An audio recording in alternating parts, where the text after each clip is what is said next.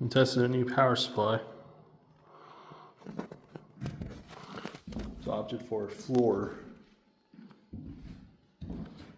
The voltage is dropping a little too much with that one, so it might not work. So I've got this shed I'm turning into a tiny house here. And I would like to heat it with just that off diesel. So